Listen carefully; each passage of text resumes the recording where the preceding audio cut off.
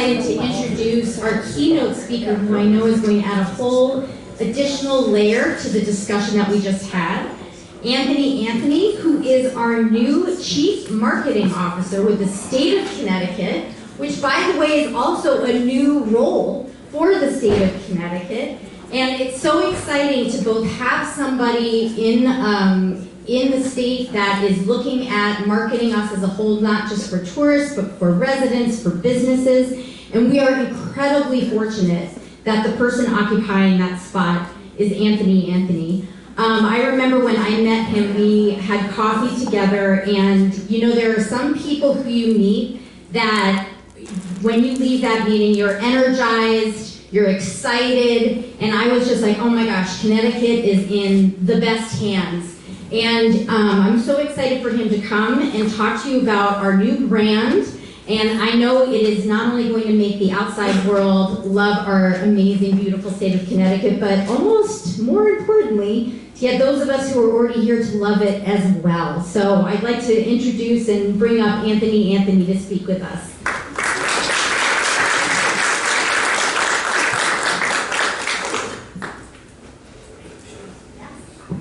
That's a hell of an introduction. Thank you so much.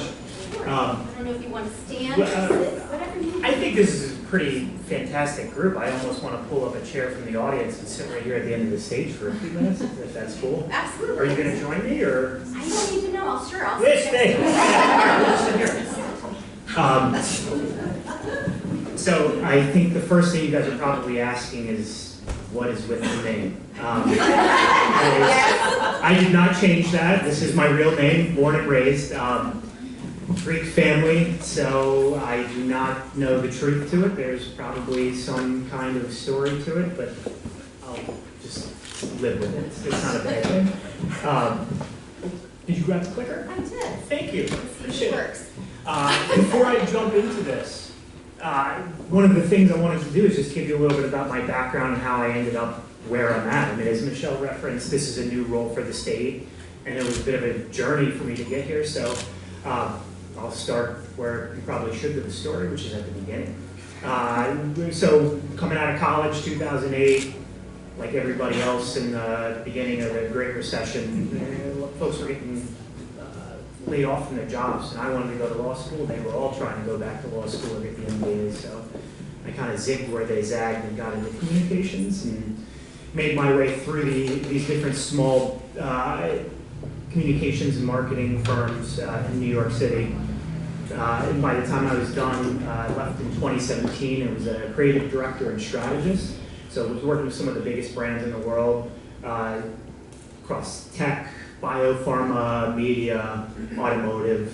So definitely cross-industry expertise that we built there. And that's when I decided to go freelance and then ended up working in public service. So my experience is much deeper in the private sector rather than the public sector. And I moved to Connecticut in 2021, got a call from Annie Lamont and said, hey, do you have any interest in moving to Connecticut? And I said, sure, like let's chat. It's kind of an interesting concept. And it's the best thing that's ever happened to my family. I mean, we adore it here. I say this all the time, it's strange to have somebody who's the chief marketing officer of a state who's not from there. And I actually think it's the best darn thing for Connecticut because I can give you the sales pitch. Also, just kind of bringing a little bit of a different mentality and voice than what Connecticut might have had historically. So I was the governor's director of communications before I took on this role earlier this year. And really the purpose is just bolting a supercharger on the momentum that we built over the last few years. There's a lot of good things happening, especially after, 10 years? I guess I've heard it's called the lost decade. Is there any truth to that? I've heard it. So, yeah, we want to be making sure that we're taking this identity of the state and codifying it and making it a brand and spreading a message of optimism and hope that exists here. And I think that's what we should have.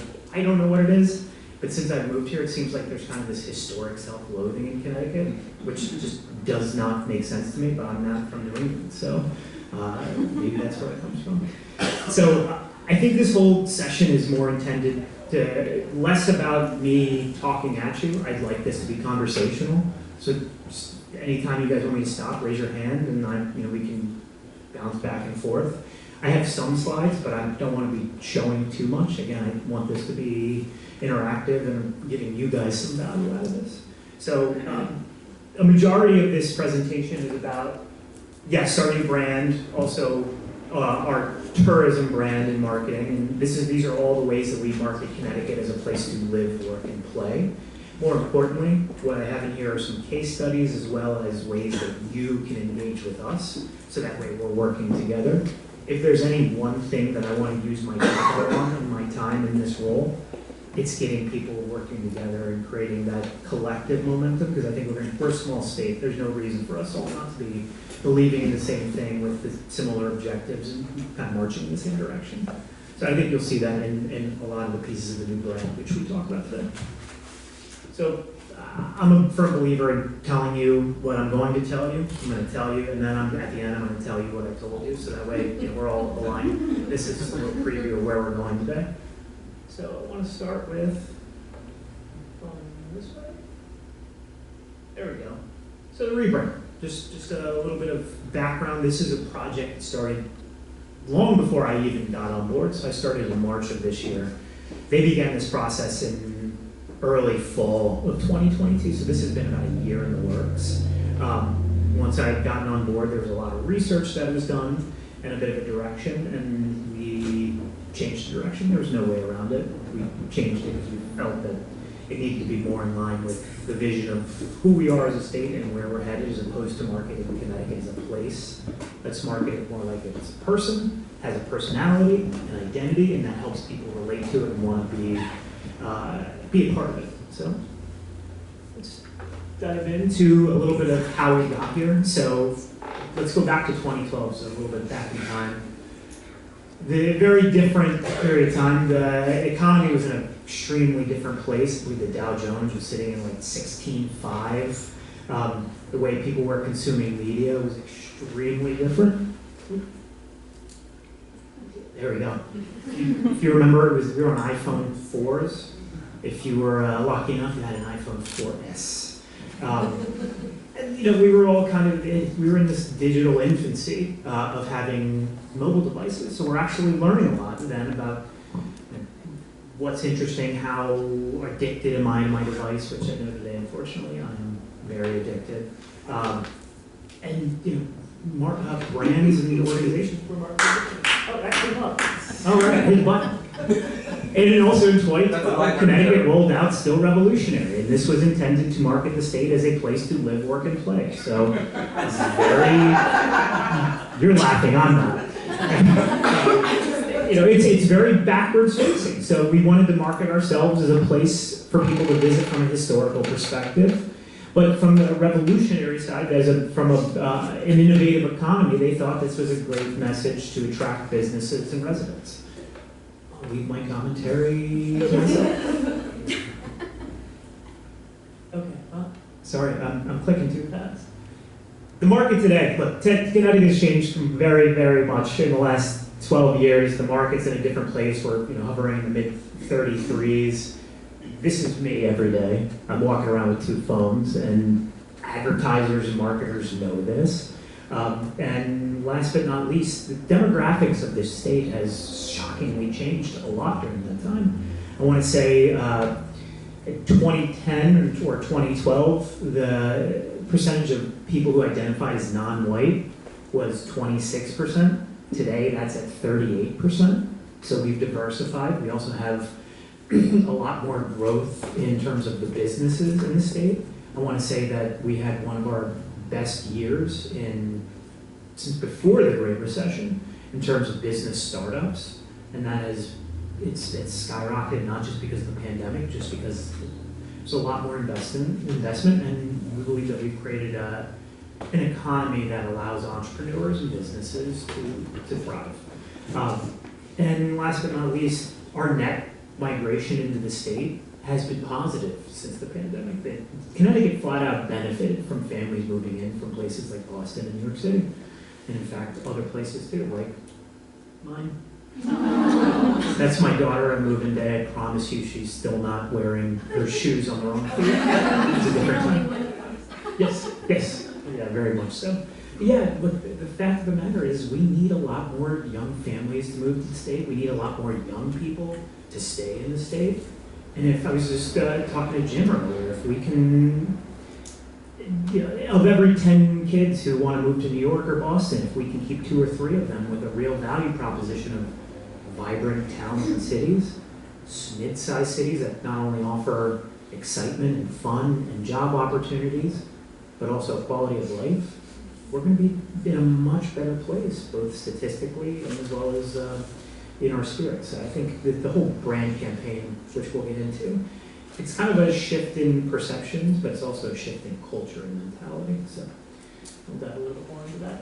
So when we did this campaign, from the beginning, we knew this had to be rooted in data. So we did a brand perception survey, and immediately we asked to say, hey, look, the Connecticut brand that you know and love, and it's been around for 12 years, tell me, is the logo still relevant today in 2023? 46% said no. Actually, only 46% said it was relevant. That is the better phrase. And the reasons why: 1, they said it's too patriotic. 2, they said it's too political. And 3, they said it has no identity. This could be any state in America. And I actually agree with that. Red, white, and blue. I mean, there's nothing identifiable about that with the exception of it being American. So we needed to create something that stood out and actually communicated who we are. And a few other things that we measured in this brand perception survey, which we're going to use year after year. There we go. Numbers are cut off on the side. So we measured Connecticut as a good place to live, work, play, as well as people's willingness to recommend the state and state pride. 73 and 78 for Connecticut as a place to live and play are not bad. Those are pretty darn good numbers. Anybody who's run for public office or is currently an elected official know that they would love to have these approval ratings or these numbers in the general election. Good place to work is at 59%, so it's a little bit lower, and we know some of those numbers are the reasons why. Cost of living / taxes and the regulatory environment. All of things that we've made some progress on over the last few years, and we're not going to completely right the ship. We're never going to be a Texas or Florida and not have income tax. That's just not who we are, because we can't tax sunshine and oil and gas. It's not part of Connecticut, but I don't think anybody expects us to be, at least not people I'm talking to. State pride's at 50%. Got a hell of a lot of room for improvement there, and that's one of the things that are the biggest objectives of this campaign. And that number, likely to recommend Connecticut, 21%. When I was in the private sector, if we had a brand or a product that was at 21%, we'd say, throw that piece of shit away. Excuse my language, but you just need to do away with that. And we can't do that with Connecticut, nor would we want to. There's so much here that people should be recommending. So we're going to lean into that, and I think the campaign helps make people more likely to recommend Connecticut. One caveat with that number, which I think is fascinating. So this is a 10-point scale. So 9 and 10 are the people who speak positively of the state. Anything 8 or below, those are detractors. So if you added in the 8s to that, this jumps from 21% to 46%. So that's really close to being the majority. So it's not like this is a monumental lift, but again, room to grow. Can I ask a quick question? Do you have any sense or explanation of the gap between 78% and 75% are like, it's great to live here, the quality of life is awesome, and I would never have anybody move here? Why? Do you have any sense as to why? It's a great question. I think in some of the qualitative data that we receive, so the open-ended answers, I think for the most part it ends up being a cost of living. That's realistically a challenge, but that's not unique to Connecticut. That's part of the Northeast. It's one of the oldest, if not the oldest part of the country. Some of our infrastructure is a little bit older, so things we're investing in things to upgrade, and that requires capital. That requires investment, and that requires buy-in from the people who are here. So again, it's slowly but surely trying to get our fiscal house in order, which I think is happening. We've had a surplus for the last few years, which is great. So if we go into an economic downturn, that we don't, we're going to be in a good spot. We're not going to have to raise taxes. But also, we've cut taxes. The administration and the legislature together has cut almost $1 billion of taxes over the last year. That's a fantastic start. When you look at things like income tax for the middle and working class, we're actually not only among the best in New England, we're right in the middle of the pack on the East Coast. So that's a pretty darn good thing, and that's worth us crowing about. But then, when you look at a bigger picture, it's not just about taxes, it's about what you get when you buy into being here. It's that quality of life. Consistently among the best schools in the nation, K through 12 public schools, one of the best community college systems in the nation, and that's free. Among the safest states in the country, and that's consistently getting better. The numbers just keep on dropping in terms of overall crime in the state. Consistently among the top 5 healthcare systems in the nation. So there's a lot of good that's happening, and again, we should not only be proud of that, that's part of the value proposition we need to be communicating in marketing. So again, all these things I'm talking about, this is part of the brand, this is part of the identity. So all of this research led us to what the new brand for Connecticut is, and the marketing campaign of Make It Here, because we believe that Connecticut is a state of creators, makers, innovators, and entrepreneurs who are here for the purpose of good. And that is a flexible identity. It's not just, hey, we make great stuff. We make jet engines and submarines and helicopters. It's we make happy families. In fact, actually one of the most important things that we make here in Connecticut are our people. And you know who makes those people? It's homemakers, it's teachers. They have the biggest hand in shaping who we are and where we're going. So I want to make sure that this brand is inclusive. It makes people want to feel like they're a part of it and spread that message. So you'll see more about that. Question? Yeah, so you're talking a lot about the branding and the, you know, everything that we want to hear from the towns and everything, what we want to be for Connecticut and for our local towns. Is there any initiatives that's coming with that branding, with the new branding, that's going to be supporting either like homes or to bring in those families to be able to support that, or for the other business owners or something? So are you talking about engagement or just like specific campaigns to attract residents? Yeah, like we have a campaign to bring in the folks from outside of Connecticut to be like, to kind of move those numbers. Mm-hmm. So year one of this campaign, we are spending $1 million on the ad buy. I know that seems like an astronomical number, but in the reality of a big market advertising campaign, that's peanuts. So we knew that we kind of had to fix our own house before we could go out and sell the house. So we're looking at year two and bolting a supercharger on that and taking it out of state. But one of the things I was going to talk about later, but I'll tell you now, the outpouring of support that we have gotten for this campaign over the last week has been wild.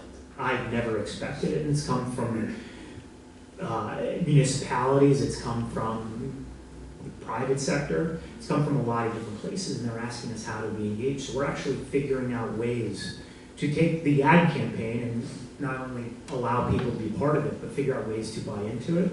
So like, for example, we're looking at public-private partnerships, which I think is a big thing that I'll talk about later, and it's worth all of you here thinking about. We're figuring out ways that we can co-market and co-brand, and that will allow us to go out of state much quicker than we might have been before. So more to come on that. So this is the hero commercial. We call this the Maker's Manifesto. I'll just give you guys a short taste of it if you haven't seen it. That's what we do here. We're makers. It's why we came here and why we're here for good. High-tech helicopters. The country's best pizza.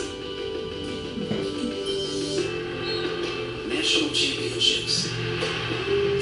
Artistic triumphs. Scientific breakthroughs in medicine and aerospace. This small state is as one of the best places on earth to build a family, a business, a home. So let's keep dreaming, designing, shaping, and repeating. What will you make next? Connecticut. Make it here.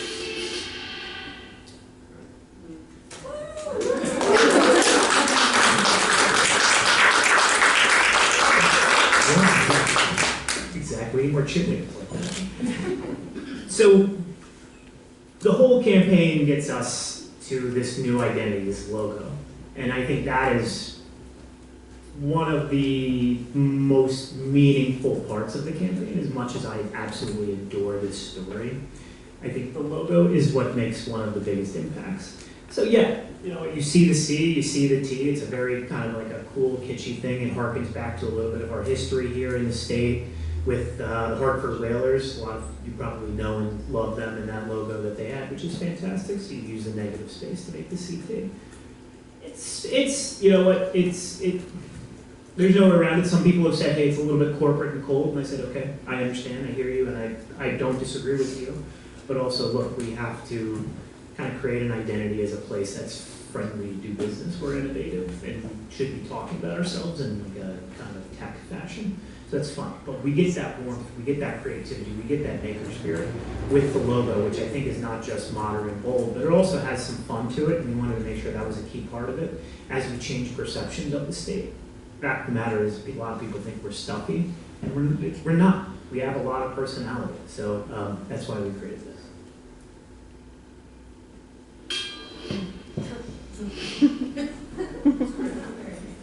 So it's kitschy, it's fun. But that's where you get into what you can do with the logo.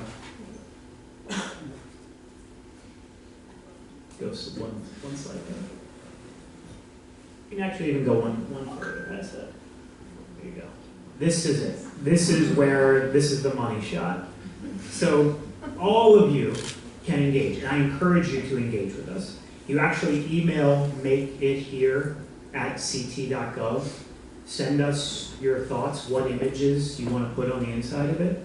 You can make it your own. This allows anybody to see themselves as part of Connecticut, tell your story as part of the greater Connecticut.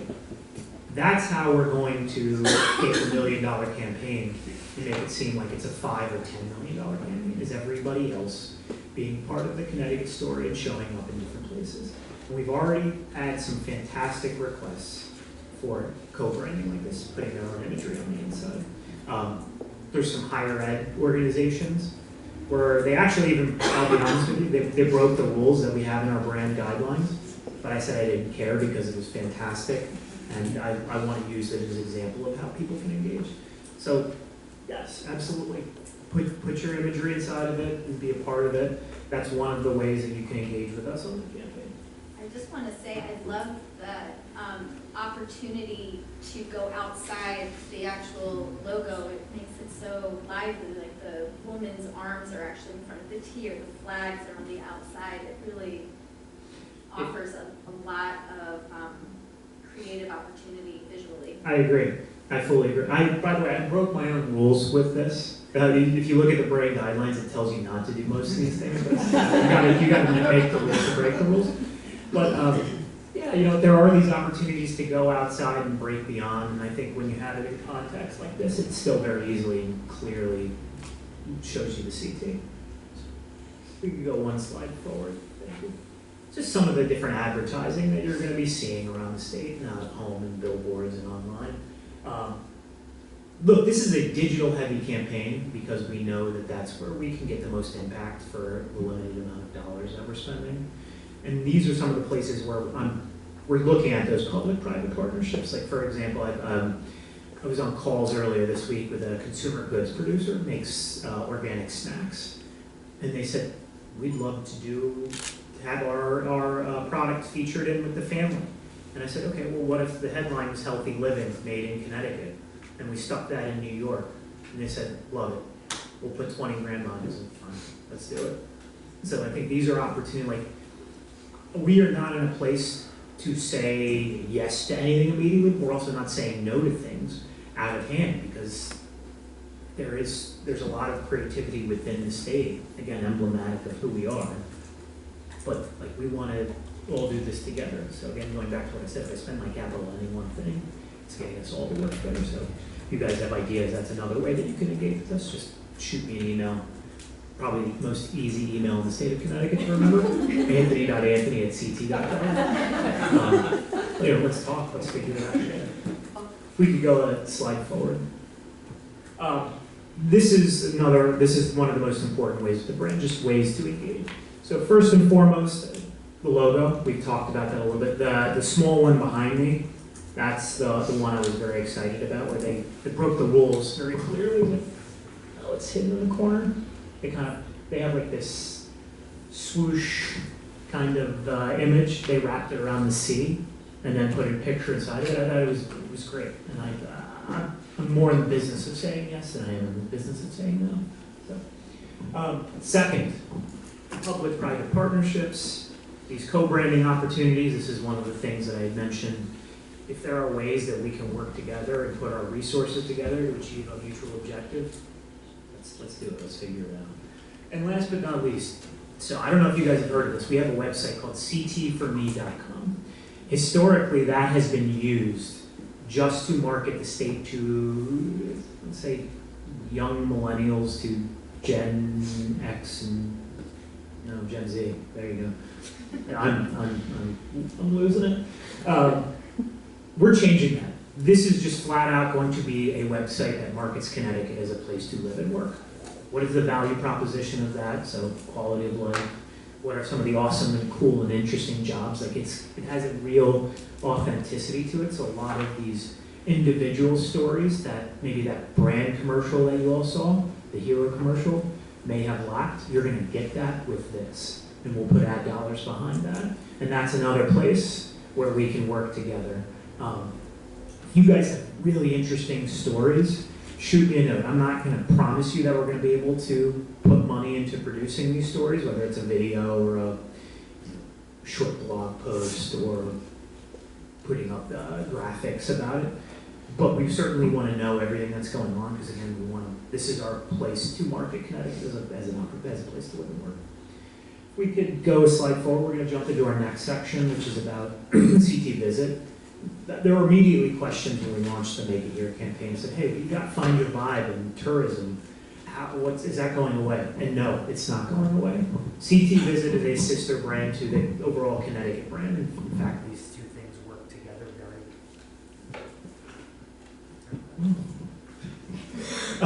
they work very well together, and so we intend these two things to be going parallel. CT Visit and the Find Your Vibe campaign will market Connecticut as a place to visit. And it just so happens that maybe historically they weren't using tourism as a way to market the place as a great place to live, but I think there's a lot of overlap in those opportunities, so we'll keep doing that. If you could go a slide forward. This is where some of the best practices come in, and I think there's a lot of value for you guys in the audience when it comes to marketing yourselves digitally as towns and destinations. So how do you market a whole state? I think what tourism has done, and this is well before me, and I want to give credit where credit's due, they created a brand and an identity that was vibrant and different and maybe turned expectations on its head for what Connecticut was supposed to be. So that was first and foremost. They also got creative, and I think one of the biggest things, because everybody and their brother who is a big brand, they have money, they can spend it on creating content. They know how to stand out in this very crowded digital media ecosystem. In my mind, it's not just phones, but TV and other places, because let's be honest, who's not watching TV with their phone up like this and watching two screens at once? I know I am every so often, and my wife definitely does. So you kind of have to have something that's unique and different, and this goes back to the biggest thing, which is strategy. So like spending a lot of time on the strategy is, I think, in my opinion, one of the most important parts. It helps you measure twice and cut once you get to that point of whether you want to hire an influencer or create your own content or do an ad campaign with billboards, whatever it might be. And last but not least, I know it's easier said than done, especially coming from the guy who's at the state, but you got to spend money to make money. I think it's very tough to stand out these days if you're not putting some kind of money into how you market yourself. But again, whether that's hiring an influencer or having a website or putting a little bit of money into just buying a good camera or microphones to create content. I think these are some of the most important things in the digital landscape to do. Find Your Vibe, just really quick. It's one of the longest running campaigns in the state, and at least over the last decade. And I think that's important because there's this stickiness to any kind of advertising and messaging. You gotta have it run for a decent period of time for people to know it and get accustomed to it and remember it. So keep that in mind as you figure out your campaigns. Adjust as necessary, but definitely keep it going for more than a year. We could advance one slide, please. So these are our key drivers and our strategies in tourism for the year ahead, and we are doing these intentionally. So our budgets have been pulled back in recent years. So we need to be focused more on our drive market, which is within 2.5 hours of Connecticut. And then within that space, there are 25 million people, so we know we can get people into the state. So if you don't have a ton of resources, know who it is that you're trying to attract. So for us, and this could apply to you and your towns, what's your culinary scene like? People are making travel decisions based upon food, and there's data to back that up. So we want to market Connecticut as a culinary destination. The other thing too, which is very interesting for what we are talking about here, vibrancy in our towns and cities. It's not just about food, it's about arts and culture. So we are putting time and money into this piece, and it's not just saying, hey, museums and art and public art. It's also about theaters. Like, this is an awesome place, and look around, look at what we're in. This is a thing that attracts people. So theaters have been hit pretty hard through the pandemic, and this is not a one-size-fits-all statement. Some theaters don't have the numbers that they had pre-pandemic. So we are working with theaters to try and figure out what it is that's changed. Why are people not going back? I think it's more than just not feeling safe. I think it's just, again, consumption behaviors are changing. People are more on their phones and watching TV at home. So we're trying to figure out the ends and how to crack that nut and get people back into our theaters. And as I said, more focus on local and regional. We ought to pull that closer because we can't be further out because our dollars just aren't going as far. We can advance one slide. So CT Visit is how we market ourselves. We drive everything back to this site. So we put a lot of our resources into creating content there. And then the way we advertise, it isn't necessarily putting commercials up about Connecticut. It's following people around the internet based upon their interests and driving them to our individual pages of content. So like, for example, you got a cat or a dog and you love them and you search things to creative ways at home to care for your cat or dog. And maybe one day you also Googled about travel. Well, you know, we've got an article in CT Visit about pet-friendly places to travel to in Connecticut. And that will follow you around the internet. So that way we're not just putting things in front of you, we're putting something in front of you that is of value. And I think that's the biggest thing that most people forget. They think it's just, hey, if you make content, people will consume it. It's not. That's maybe part of it. It's give them something they're interested in and is valuable to them, whether it's entertainment or interest or excitement. Those things are of value. So we're making sure that we're giving them what they want and where they want. We can go a slide forward. Digital advertising, again, I've been talking about it both with economic development marketing and the live work piece, but we do the same thing with tourism. Because our dollars are, we don't have a chance to be on TV as much as we like. We are really focusing on the digital space. And in the digital space, a lot of it is not just those articles, but video. For a brand like ours, where we're trying to change perceptions and not just drive people here, video is a great way to do that. So it's showing rather than telling. Click twice. I mentioned that our fall tourism spend is lowest it's been in the past few years, and that's why we're heading into the digital space. So some of the ways that you can engage with us here. One is CT Visit, so make sure that you have a page listing and make sure that you have, if you have local events, you're letting us know. I have a colleague who just updates this website. That is his 90% of his job. He's great, and he's probably one of the most responsive people. Go ahead. Off of that, I work at the Greater Oak Civic Chamber, and we hosted an event in the summer, and I went on CT visit and emailed to put an event up, and they were really great with putting everything up. Love and they were hearing great to talk about photos and what ones are best. So thank you for that. No, thank you for that. Good to know. I think Rob is great at his job and very responsive and wants to help people. So please let us know, and we'll make sure that we get that up there. Also, if you've got cool content ideas, let us know. I mean, we can't always actually capitalize on it, but like I've got a list that's a mile long of things that we want to be doing, and we're actually trying to hire a digital associate, somebody who can put together this content, whether it's visual or copywriting. In fact, actually, we're going to be hiring 4 positions over the course of the next 6 to 8 months. So if you know anybody who's interested in communications and marketing, social media posts. If you've got good content, send it to me. Let me know what the post could say or should say, the information I need, and whatever media you want with it. From our perspective, things that are image or video focused perform better. So I'm happy to elevate that. And last but not least is info sharing. Again, because we're a small state, we don't want our ad dollars to be competing with one another.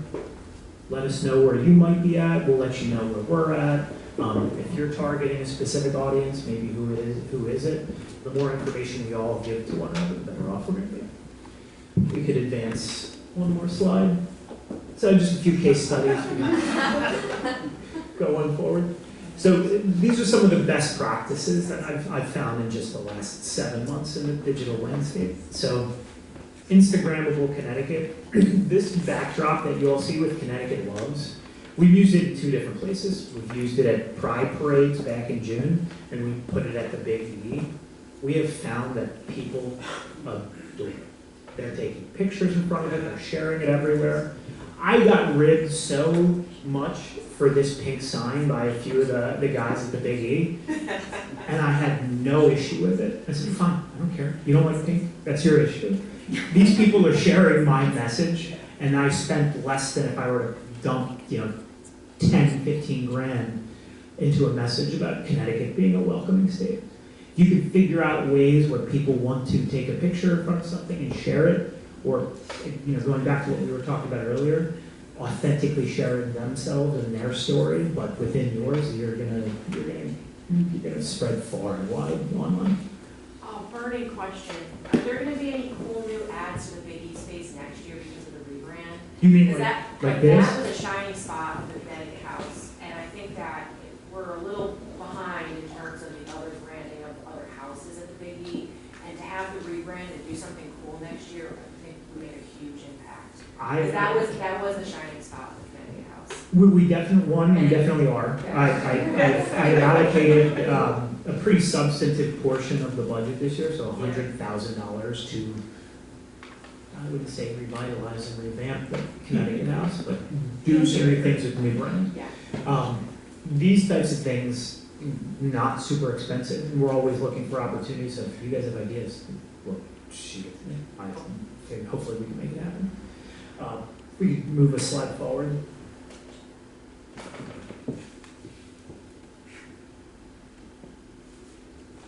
Content. The big thing is at least from us, in places like Instagram, you want to have very interesting content.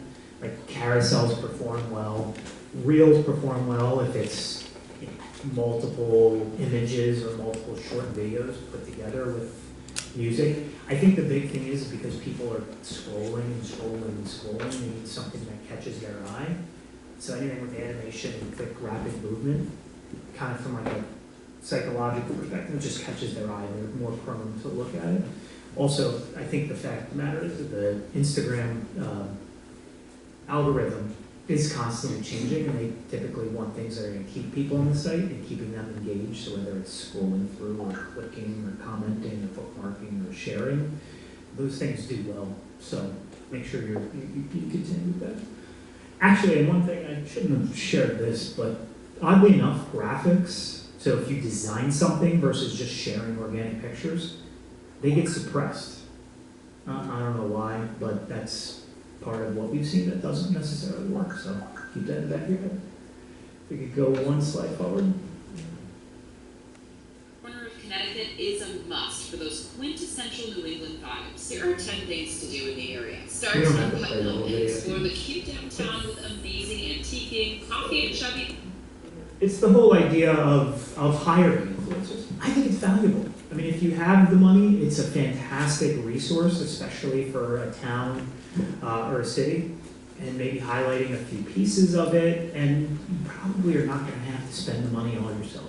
You can do these types of public-private partnerships to call out a few, highlight a few, and then maybe work in some greater themes of maybe what you want to be marketing, and you get a greater bang for your buck. The few that I've spoken to, both the influencers as well as the towns and cities, or even in that case that I just showed you, the Eastern Tourism Region, Connecticut, paid for this. Not only did it get great engagement, but these businesses that they showed actually got a lot of turnout in the first week. So I don't have any actual tangible numbers right now, but I've heard just anecdotally that it's worth the investment. So it's certainly considerable, and if I can ever help you guys and connect you with different influencers, do not hesitate to reach out. That's my contact info. So I went for 30 minutes longer than I anticipated.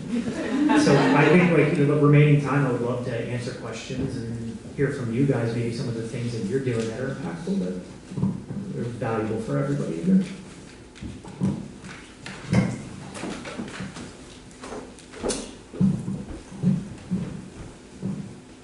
I just want to say that I'm a returner, so I left the state and lived and worked in New York, and then came back in 2017 to be closer to family. And my friends in New York have always said, why haven't you come visit us? And I said, because there's way more to do up here. And one thing that I've noticed is it's generational, and it's people that have moved out or lived elsewhere and then come back. An hour and a half car ride for me is nothing. I used to take the subway from Brooklyn to, Upper West Side, and it's the same distance. So I live in Kent, but we eat in West Hartford at some of the best Vietnamese places in the country are in West Hartford. We come down here to New Haven to shop and eat and enjoy shows and music. And also as someone who used to run an RSO under DCD, during the still revolutionary time frame, I have to say this new campaign is like a huge breath of fresh air, and it's something that I argued with certain people that I won't name, like over and over and over again about how stuffy the marketing was and how, it wasn't representative of our generation. And this, I feel, is. There's so many makers, there's so much creativity in Connecticut. It's one of the oldest arts states. We have the oldest arts colony in the country. Arts and culture have been integral to this place, and I feel like making and creativity are Connecticut values. And so I just wanted to say thank you, because this is how I feel about Connecticut and how I feel about having returned here. And it makes me want to figure out a way to help this new campaign. I wish I was still running the RSO because I would do it, but I'm not. So thank you. I didn't have a question. No, thank you. I mean, look, first of all, it's funny. Your story about living in New York is mine. Last place I lived in New York was Brooklyn, and my wife was working at Columbia, and she hated it because it was an hour and a half commute every single day. So I hear you, and amen. This Connecticut is fantastic. I appreciate what you just said, not just because it's kind, but also it makes me feel like we are achieving our objectives.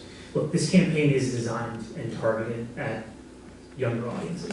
I feel terrible to say that it might be exclusionary from an age standpoint, but the fact of the matter is we have an aging population, and we need people to come in and take jobs and be active in our economy. So we intentionally targeted people ages 22 to 55 for this campaign. So yes, it is not just about the words, but it is about the vibe. So that is part of it. And the last thing, you can. Actually, so again, thinking about the engagement piece and being surprised with some of the support that we've heard, we're trying to figure out and map out what could be a whole gamified engagement strategy.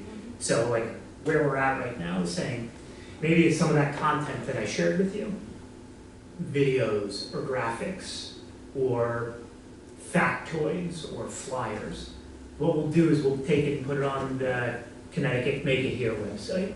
You take it, you download it, you print it, you share it online. Maybe you put it as your background on social media, or you do a post and let us know. You start accruing points. And then we'll give out a case of lesser evil popcorn after a certain amount of points, or tickets to a UConn basketball game, or just different ways of rewarding and engaging people. And again, that helps us spread the word, and it helps people express their pride for the state, and it's kind of a win-win situation. So again, we're thinking about this, just trying to act on it. Unfortunately, pretty small team. Like I have one person who's working with me on this. So if I could add more hours to the day, I 100% would, because plenty to do. Don't forget about the companies that are already partnered and sponsors of those big areas like yard goats and everything like that. They can also, like, we have connections in box offices and a lot of different things that are for the community. Lean on us. That would be great. That would absolutely be great. I'll definitely share my email. And anyone else that's willing to do that for Connecticut, I'm from Litchfield County. It is deep in my roots to build up communities and bring those families back. That's why I stayed in Connecticut. It's such a great thing. It's like the community that exists.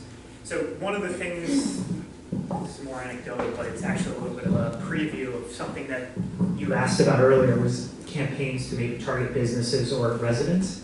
So one of the things that will roll out in January is a campaign specifically focused at changing Connecticut's reputation in the business landscape, telling people that it is a good place to do business, maybe addressing head-on some of those cost issues. Well, the fact of the matter is one of the 3 key points of this campaign, which all has to do with an overarching theme of connectivity. So theme 1 is connectivity to the best workforce in the world. Really, I think one of our greatest resources here is highly educated, well-trained workers.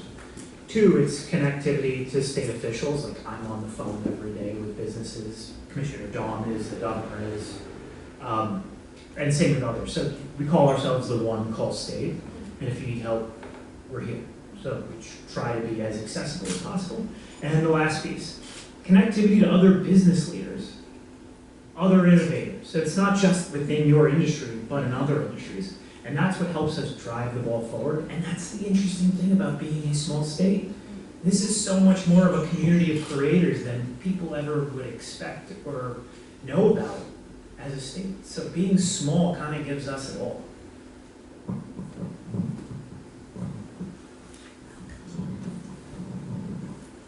Can I know if there's anybody else in this room who didn't see the T in the C? Raise your hand. Am I the only one? I'm going to make you feel better. It's okay. The governor didn't see it when he first saw it. You're fine. You're fine. So we went through this with focus groups. I'm okay with that. Oh, it's brilliant. In the beginning. I know. I don't. It's not a criticism. No, but even if it was. Well, what I said was, oh, how cool. They've dropped the T, and now we're just C, and then I'm seeing copyright. And I'm like, oh, why didn't they put a circle?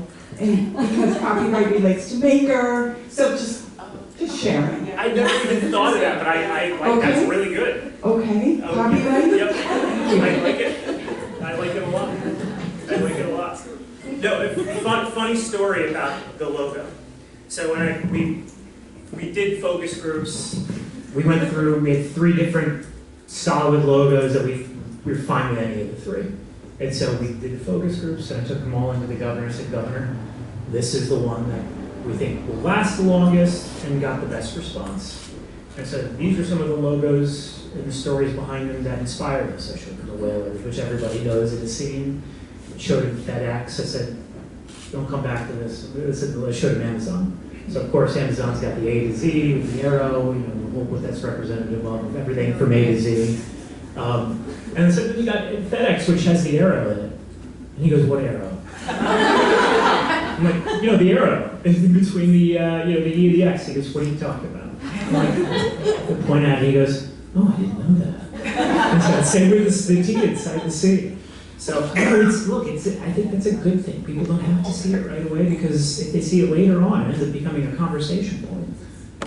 So we really have, this is all well-intentioned and trying to keep this relevant and part of the conversation as long as possible because again, dollars are thin, so we're trying to keep it going. I don't necessarily have this question thought out in my head, so I apologize if I ramble. I'll do my best. What have I done the last 45 minutes? I'm just thinking perspective. So obviously we're here today to talk about digital media, right? We know that's how we can access people to the greatest ability. Does your department oversee or have any thoughts on the state of visitor centers?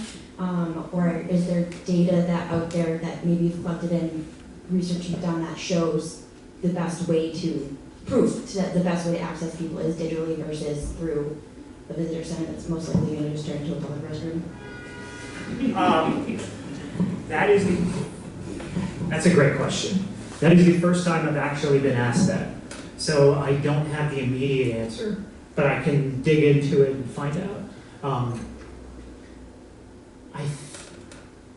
This is probably more anecdotal, and you guys, we're going to be conversational, so chime in with your thoughts. I do think most of the time a visitor center ends up being used as a public restroom. We have, I think there are 6 that we upkeep and pay for.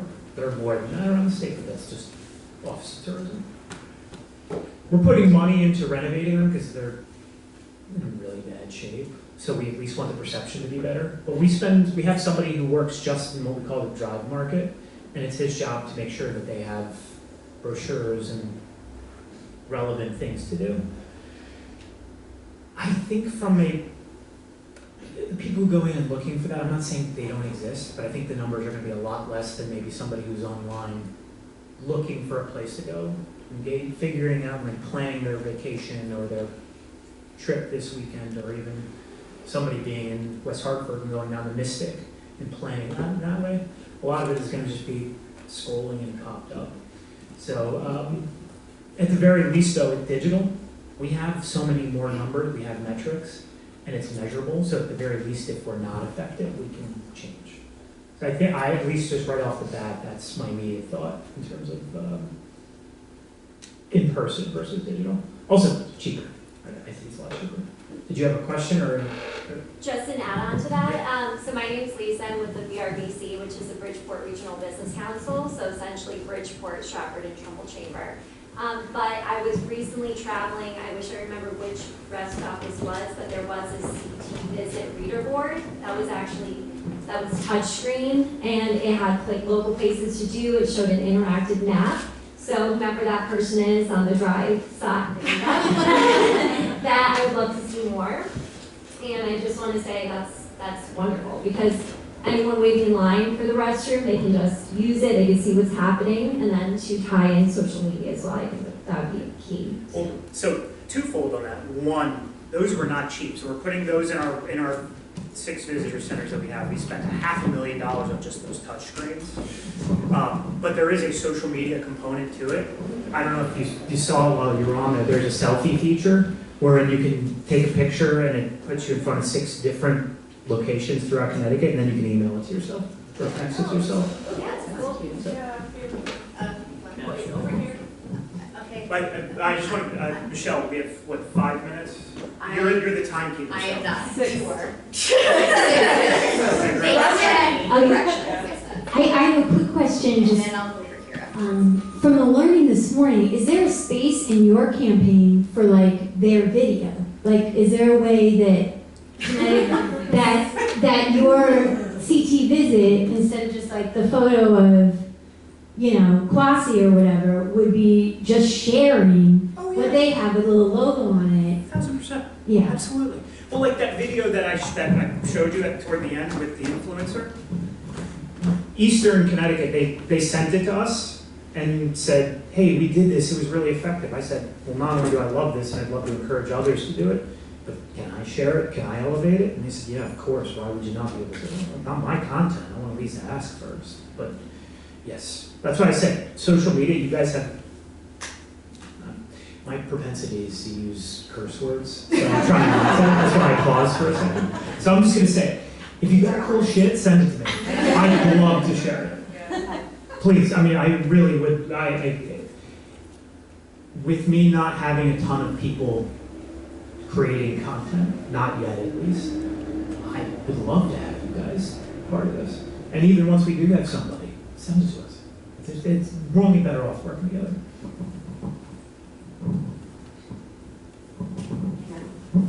Hi, good morning. My name is Leah Miller. I'm at Capital Region Council of Governments, Prague.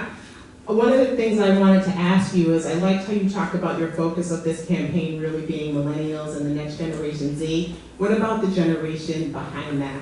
And I ask because we need to be bringing in the digital natives and I think quickly to marketing and hopefully have them be more literate about understanding marketing. So just wanted to get your thoughts on that. I was recently at a Connecticut fair where one of the things that the table did was had all these tchotchkes for children to come to. The children ran to get the little tchotchkes and then their parents came right behind them and then you were able to have the conversation with the parents to try to engage them. So just some thoughts there about next generation.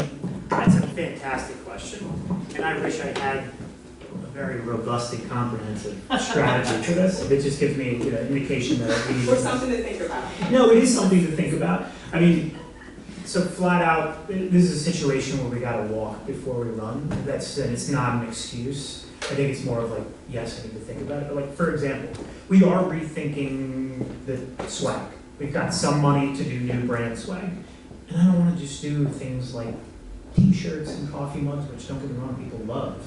But like, I want something that's more indicative of who we are and this identity.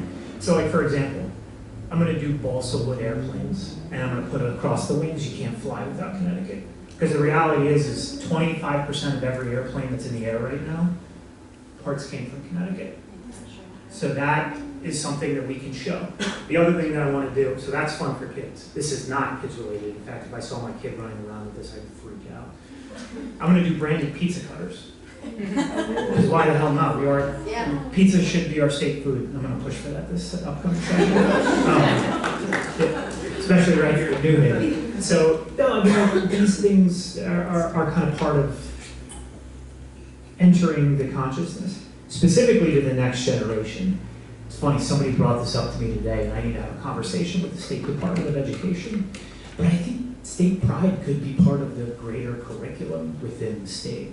I remember growing up in Virginia, and of course, we're going to do a whole Southwood Mason-Dixon line conversation, which I don't really want to dive into, it's frightening.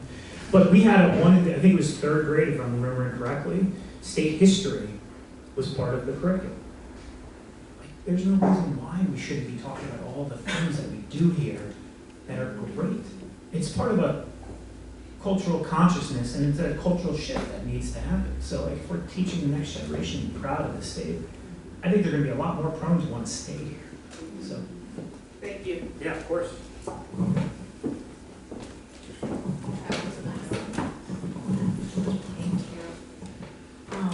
So I'm Emma Peterson. I'm the comprehensive planner for Town of Manchester. And I wanted to ask, we're talking about synergies with the new rebrand for the state. Town of Manchester, we're actually in the midst of doing a rebrand for the town.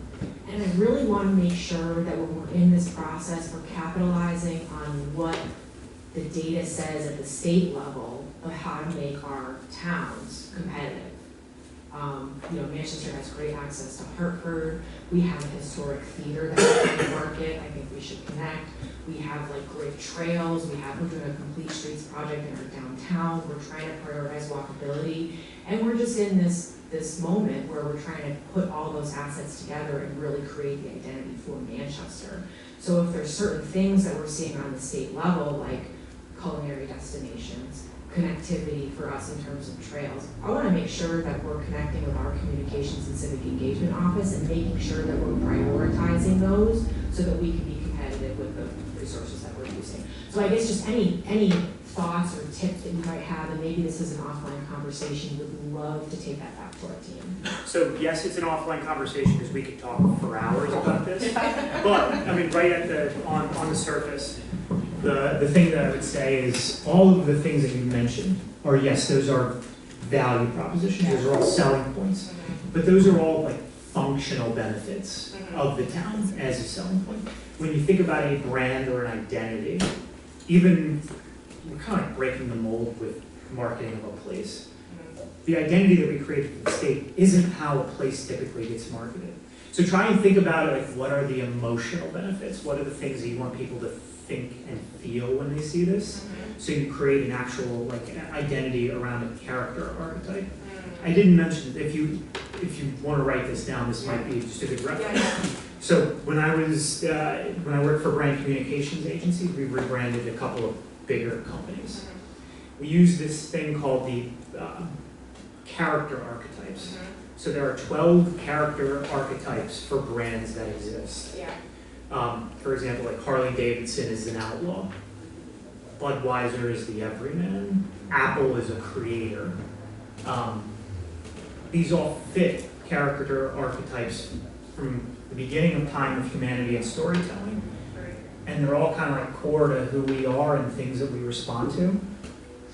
And so if people are able to respond to that and latch onto it and maybe identify with it, makes them want to be a part of it more. And so as you see with our brand, that whole identity of us being creators, makers, innovators, and entrepreneurs, flat out, we're the creator. Like similar, obviously we're not stealing from Apple, but our identity, we wanted to be latched on something.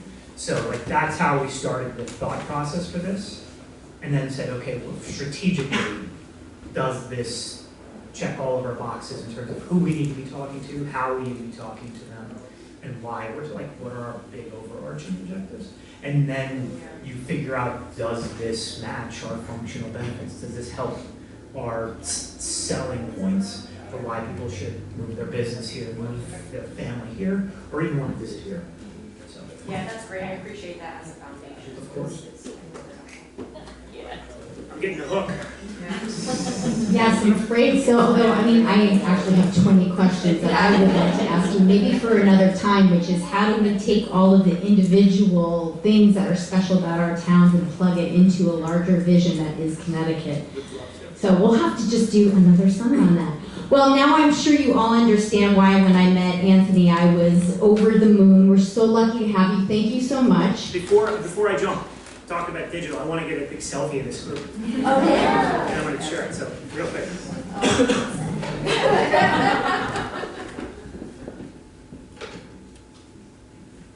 1, 2, 3.